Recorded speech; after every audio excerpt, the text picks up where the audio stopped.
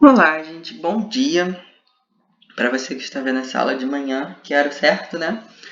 Nós vamos entrar agora no assunto até um pouco polêmico por algumas pessoas ou porque as pessoas têm apenas tabu na hora de falar, mas eu não quero que seja polêmico entre a gente, tá? Eu quero que vocês entendam que eu sou uma pessoa que vai informar vocês as estruturas do corpo de vocês. A educação sexual, ela está presente em todos os lugares e vocês precisam se conhecer. A educação sexual não é um estímulo para você fazer as coisas, não.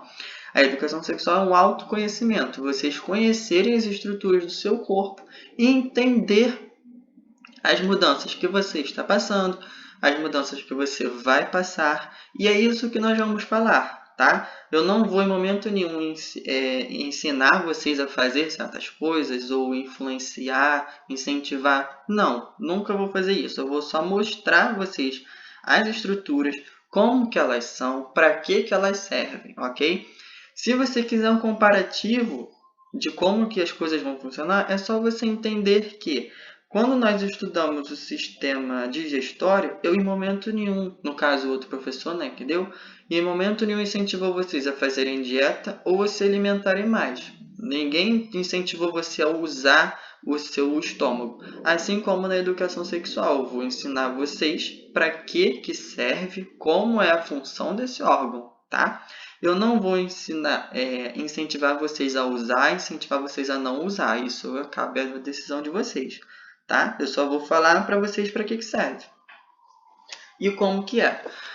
Vamos lá então, página 202, lá em cima tem a importância da reprodução. Observe a fotografia ao lado, tem aí uma moça grávida. Deixa eu pular aqui o slide.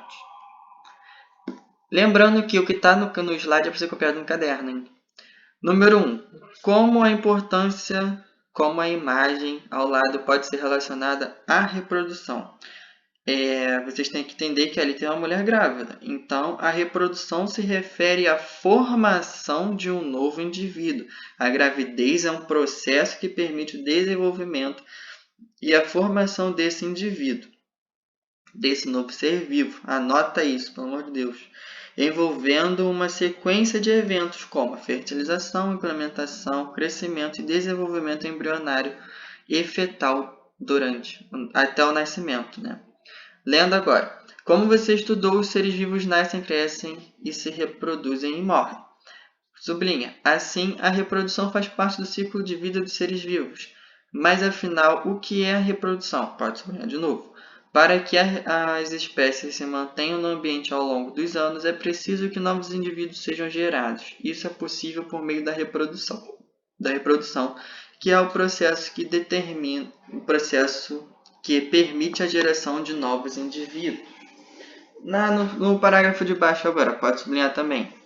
Nos seres humanos, a reprodução é sexuada, ou seja, envolve a participação de células especializadas chamadas gametas que se originam por um tipo de divisão celular denominada meiose. Vamos ver o que é a meiose agora. Por meio da meiose, ocorre a formação de células com metade da quantidade de cromossomos da célula de origem. Pode subir até aí. Olha para esse esqueminha que está aí do lado de vocês das células. Existe uma célula com 46 cromossomos, esse 46 significa cromossomos, que é chamada de célula-mãe. Essa célula-mãe, por sua vez, ela se divide em outras duas, com a metade do número de cromossomos, que já são células-filhas. E essas células-filhas, por sua vez, vão se dividir de novo em mais duas células-filhas.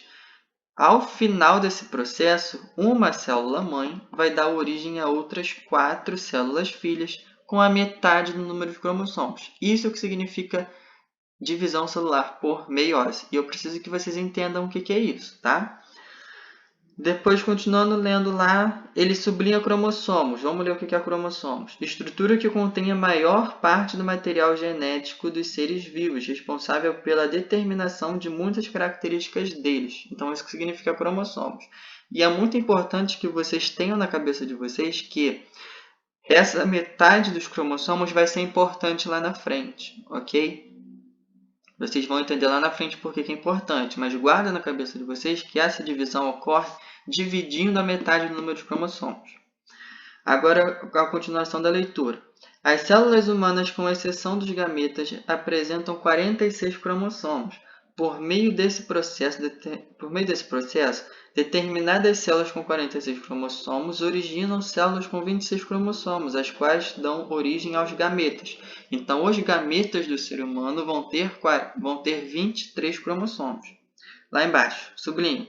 Os homens produzem gametas masculinos, chamados de espermatozoides, enquanto as mulheres produzem gametas femininos, denominados ovócitos. Quando ocorre a união do espermatozoide 23 cromossomos com o ovócito 26 cromossomos, forma-se uma célula ovozigoto com 46 cromossomos. Então, está aí a resposta do porquê que essa divisão ocorre com a metade do número de cromossomos, porque lá na frente, na fecundação, vai juntar os 23 do homem com os 23 da mulher e vai formar o 46 cromossomos, que é a célula ovo ou zigoto. Aí agora a leitura, a qual se desenvolverá e originará um novo ser humano. Na espécie humana, a união dos gametas e o desenvolvimento desse novo indivíduo acontecem de maneira natural no interior do corpo da mulher, onde ocorre o desenvolvimento inicial do ser humano. Após o nascimento, o ser humano continua se desenvolvendo fora do corpo da mãe. No caso, ele vira um bebezinho. Tá? Passando, nós chegamos na puberdade, na página 203. O ser humano, assim como os outros animais, não nasce com a capacidade de gerar um novo indivíduo. Para se reproduzir, o corpo do ser humano passa por mudanças ao longo da vida que o preparam para a reprodução. Essas mudanças ocorrem principalmente durante a chamada puberdade. Leia o trecho a seguir. Então, o que é a puberdade? O que é o significado de puberdade? A puberdade tem como objetivo final a aquisição da maturidade sexual. É caracterizada pelo amadurecimento dos caracteres sexuais primários, que são as genitais e os gonádicos. Gonádicos são os órgãos sexuais. Pelo surgimento e amadurecimento das características sexuais secundárias, que são a mama, pelos pubianos e axilas, e pelo crescimento rápido. Isso que significa puberdade, tá? Agora, conheça a história de uma personagem famosa na história mundial, Anne Frank. Essa menina judia viveu refugiada de sua família na Holanda durante a ocupação alemã na Segunda Guerra Mundial. Se vocês ainda não leram o Diário de Anne Frank, eu sugiro que vocês leiam. Uma história bem triste, mas é bem boa. Anne registrou nos seus dias em um diário antes que ela e sua família serem enviadas no campo de concentração, onde Anne morreu aos 15 anos de idade. Veja um trecho do seu diário que cita sua irmã, Margot. Quinta-feira, 6 de janeiro de 1944. Ontem li um artigo de Cis Hastings sobre as pessoas que enrubescem. Enrubescer é você ficar com vergonha, ficar vermelho. Foi como se ela tivesse escrito para mim. Não que eu enrubeça com facilidade, mas o restante do artigo tinha a ver. O que ela diz basicamente é que durante a puberdade as meninas se recolhem em si mesmas e começam a pensar nas mudanças maravilhosas que acontecem em seus corpos. Sinto isso também, o que provavelmente é o motivo da minha vergonha recente com relação a Margot, mamãe e papai. Por outro lado, Margot é muito mais tímida do que eu, e mesmo assim não fica nem um pouco envergonhada. Mesmo que o que está acontecendo comigo é maravilhoso, e não falo somente das mudanças que acontecem no exterior do meu corpo, mas também das que ocorrem por dentro, nunca comento essas mudanças com os outros, e é por isso que tento falar elas comigo mesmo. As meninas da minha idade se sentem muito inseguras consigo mesma e mal estão começando a descobrir que são indivíduos com ideias, pensamentos e hábitos próprios.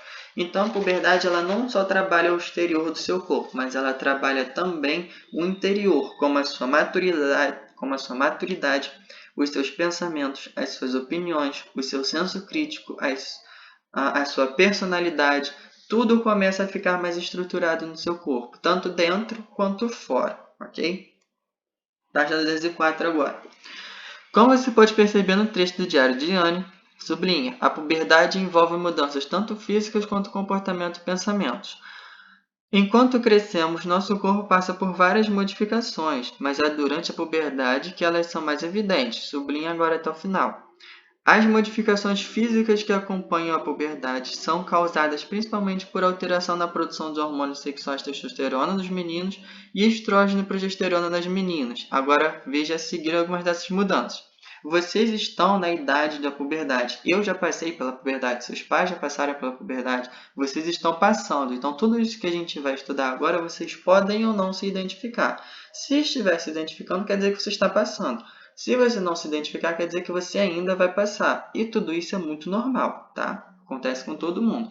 Caso você conheça alguma criança, se é um primo pequeno e tudo mais, ele vai passar também por isso. É um processo normal que todo mundo passa.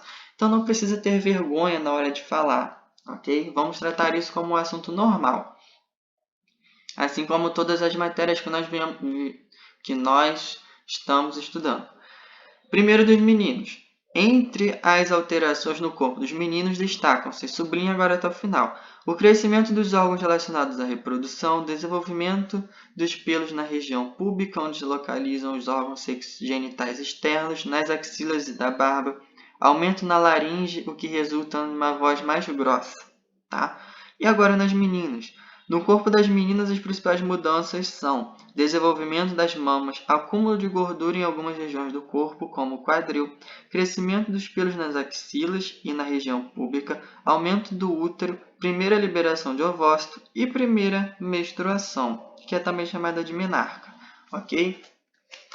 Agora, na página 205, nós vamos estudar os sistemas genitais. Começando com o sistema genital masculino. Por que começa com o masculino? Porque o masculino é mais fácil e é mais simples, tá? Por isso que geralmente se começa com os meninos do que com as meninas. Vamos lá, sistema genital. Nos seres humanos, há órgãos especializados para produzir e transportar gametas e, no caso da mulher, em abrigar o ser humano em desenvolvimento. Esses órgãos foram chamados de sistemas genitais e são diferentes dos homens e das mulheres. Sistema genital masculino agora, sublinho o parágrafo. Sistema genital masculino é um conjunto de órgãos que atuam na produção do hormônio, na produção dos hormônios, na produção e maturação dos espermatozoides e no transporte desses gametas até o interior do sistema genital feminino. Aí tem do lado a representação de algumas desses órgãos. Número 2. Qual ou quais dos órgãos e estruturas representados acima é responsável pela produção de gametas? Então, o único órgão responsável pela reprodução de gametas é o testículo no homem, tá? Então, o testículo é que vai produzir o gameta sexual masculino. Veja a seguir os órgãos e estruturas que compõem o sistema genital masculino. Então, estão aí todos os órgãos, começando de cima para baixo. Ducto deferente, glândula seminal, próstata, glândula bulbo-uretral, pênis, uretra, testículo, escroto, epidídimo. Cada um tem uma função diferente, ok? A produção dos espermatozoides agora. Os gametas masculinos são produzidos nos testículos. Cada homem apresenta um par dessas glândulas, o qual se localiza no interior de uma bolsa chamada escroto. Pode sublinhar até aí. A produção e a sobrevivência dos espermatozoides são ideais em temperatura inferior à do corpo humano. Por isso, os testículos se localizam fora da cavidade abdominal. Em geral, essa produção se inicia na puberdade e continua até a velhice. Então, os homens eles não param de produzir os espermatozoides, mas eles só começam a produzir após a puberdade. Sublinha, os testículos também são responsáveis pela produção hormonal sexual masculino, que é a testosterona, ok? Próxima página, 206. Os espermatozoides são células especializadas que apresentam metade da quantidade de cromossomos das células masculinas e, consequentemente, contêm metade das informações necessárias para a formação de um novo ser humano. Pode sublinhar até aí. Como eu falei, eles possuem a metade porque depois, na fecundação, eles vão se unir com a outra metade feminina e vão formar um novo indivíduo, tá? Agora, deixa eu passar aqui o slide. Pronto. Dito isso, vamos entender agora como é que é a estrutura de um espermatozoide. Primeira coisa, ele é dividido em 3 partes, em cabeça, peça intermediária e cauda. Primeira coisa muito importante no espermatozoide. Quando o espermatozoide encontra um óvulo, a única parte do espermatozoide que vai entrar nesse óvulo para fecundar é a cabeça dele, tá? A parte intermediária e a cauda não entra. Eu botei até aqui um OBS importantíssimo no final do slide. Somente a parte da cabeça do espermatozoide penetra no óvulo. Caso a parte intermediária e a cauda entrasse no óvulo, nós, seres humanos, teríamos uma cauda também, tá? Igual aos outros animais que têm cauda. Mas nós não temos, então a única parte que entra é a cabeça do espermatozoide. Mas vamos entender o que cada parte faz.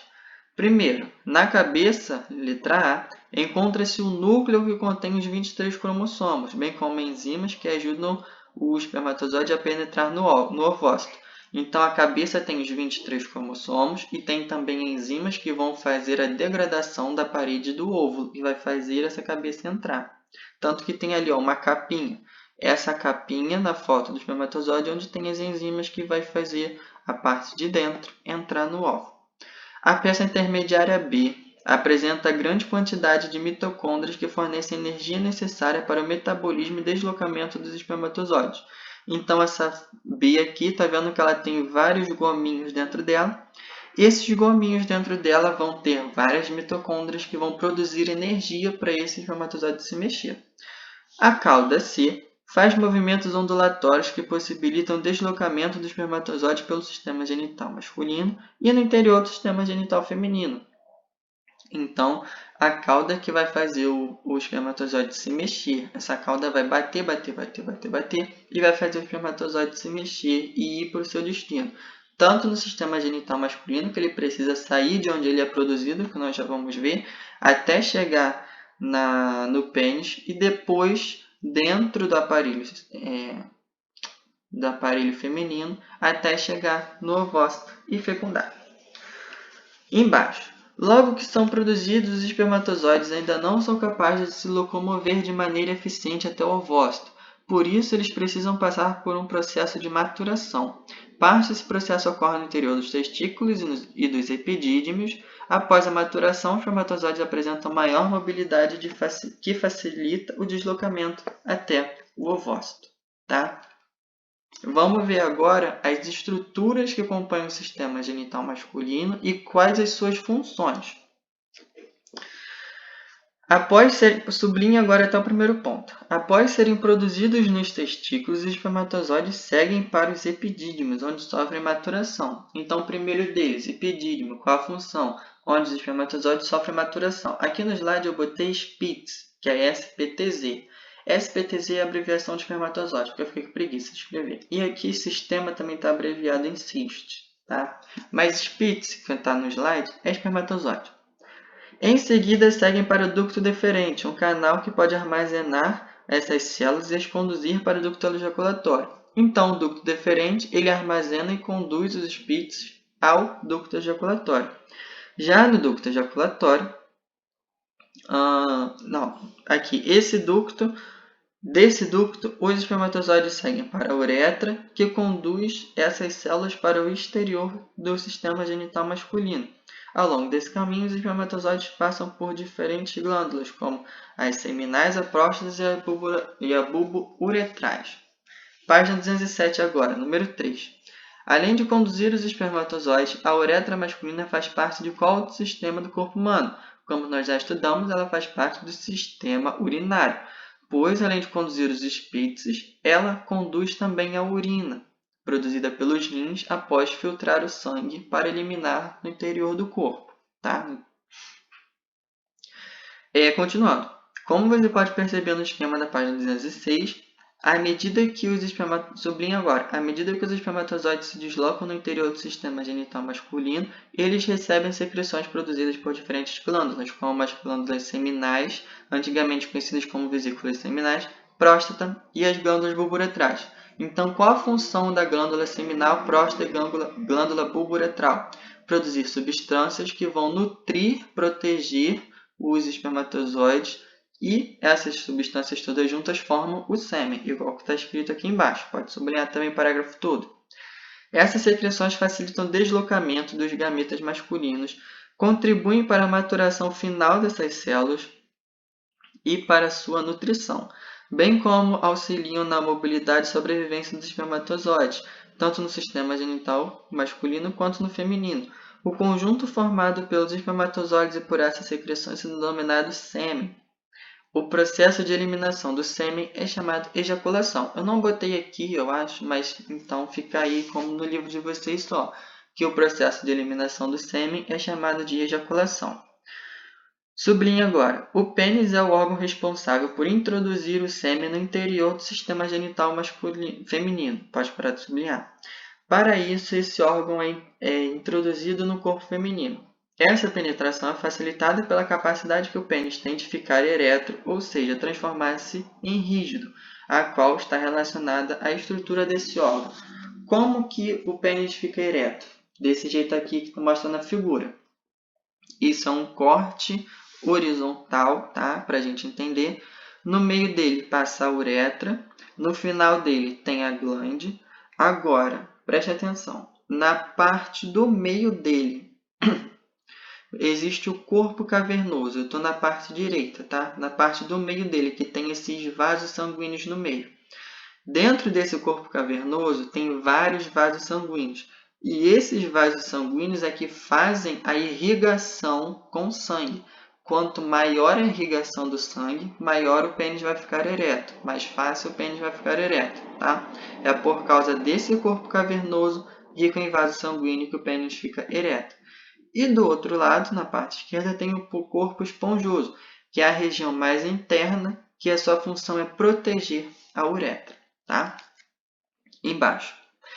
A ereção do pênis ocorre quando a parte do sangue presente nos vasos sanguíneos é transferida para o corpo cavernoso e uma pequena quantidade vai para o corpo esponjoso. Ao receber o sangue, esses tecidos se tornam mais rígidos, fazendo o pênis ficar completamente ereto.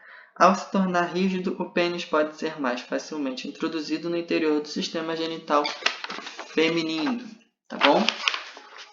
Por enquanto, desse vídeo, tá? É só isso. Começamos com a primeira parte da reprodução, a puberdade. Falamos sobre o sistema genital masculino.